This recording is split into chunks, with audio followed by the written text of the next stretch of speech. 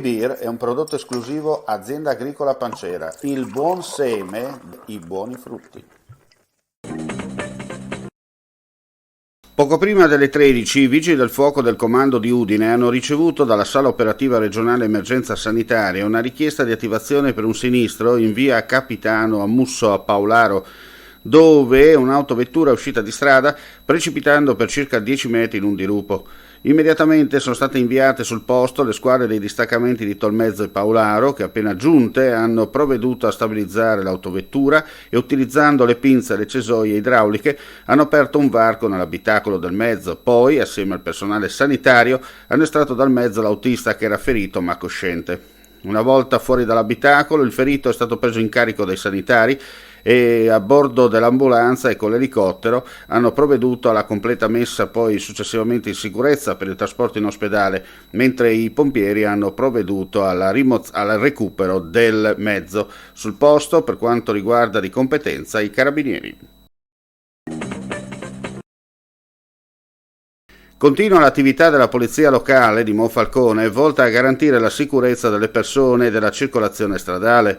A seguito dell'incontro con i cittadini del rione di Panzano sono emerse le richieste di controllo della velocità dei veicoli su via Kosulic e di verifica del transito delle bici contromano in via del Mercato.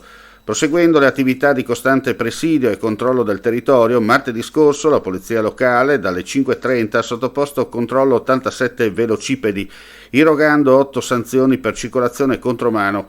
I controlli sono mirati sia alla sicurezza dei conducenti dei mezzi sia alla tutela degli automobilisti, perché in caso di collisione con una bicicletta che transita violando una norma del codice della strada c'è il rischio di lunghe sospensioni della patente per il conducente dell'autovettura.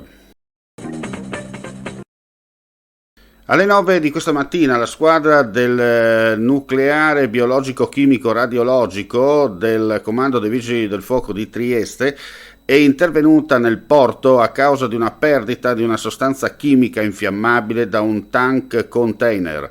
Arrivati sul posto, dopo un accurato controllo, hanno appurato che una valvola della cisterna aveva una piccola perdita di liquido. I vigili del fuoco, utilizzando gli attrezzi antiscintilla in dotazione, sono riusciti ad eliminare la perdita della sostanza chimica. Le operazioni per eliminare la perdita e ripristinare le condizioni di sicurezza sono terminate poco dopo le 13.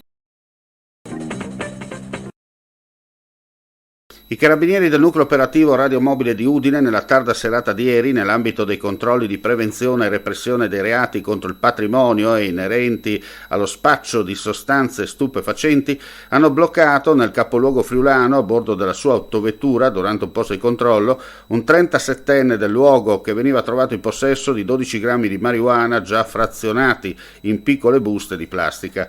Le attività sono proseguite durante la nottata con una perquisizione domiciliare dove sono stati rinvenuti altri 300 grammi di marijuana, soldi in contanti, provento di spaccio ed attrezzatura adatta all'essiccazione delle piante stupefacenti. L'uomo è stato arrestato e tradotto al carcere di Udine a disposizione dell'autorità giudiziaria. Legno Interni, falegnameria dal 1946. Rivenditore di porte a Udine, Gorizia e Trieste, porte blindate, pavimenti, serramenti, scale, arredi su misura, punto di riferimento nella qualità e nel design. La falegnameria opera nel campo dell'artigianato e mette a disposizione del cliente la sua conoscenza per offrire un prodotto all'avanguardia, in grado di soddisfare anche i clienti più esigenti. Legno Interni, la tua casa su misura.